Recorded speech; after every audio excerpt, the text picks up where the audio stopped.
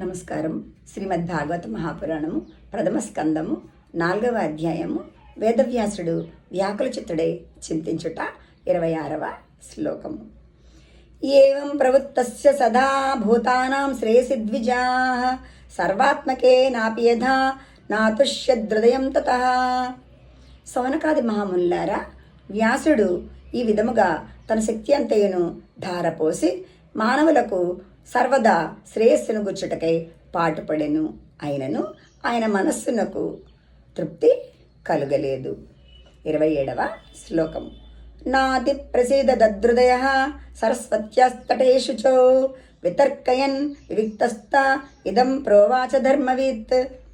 ఒకానొక సమయమున ధర్మవేత్త అయిన వేదవ్యాసుడు ఖిన్న హృదయుడై పవిత్రమైన సరస్వతి నదీ తీరమునందు ఏకాంతమున కూర్చొని తన మనస్సులో ఇట్లు ఆలోచింపసాగెను. 28వ శ్లోకము. ధృతవ్రతేన హిమయా ఛందాంసి గురవోగ్నయ మానిత నిర్వ్యలీకేన గృహీతం చానుశాసనం. 29వ శ్లోకము. భారత్యవ్యపదేశేన హ్యామ్నాయార్ధస్య జర్సితః దృశ్యతే యత్ర ధర్మాది స్త్రీశూద్రాదిభిరప్యుతః. 30వ శ్లోకము. తదాపి బతమేదహ్యో హ్యాత్మా చైవాత్మనా విభుః అసంపన్న ఇవాభాతి బ్రహ్మవర్చస్య సత్తమః.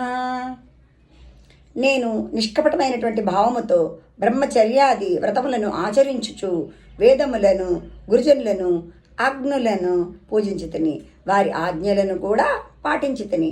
స్త్రీ శూద్రాదులకు కూడా తమ తమ ధర్మముల యందును కర్మల యందును జ్ఞానము కలుగుటకై మహాభారతమును రచించిన నెపముతో వేదార్థములను విపులీకరించి తిని ఇంతగా కృషి అనర్చి బ్రహ్మవర్చస్సుతో ఒప్పుచున్నను నా హృదయమునకు మాత్రము తృప్తి కలిగినట్లు అనిపించుట లేదు. ధన్యవాదములు.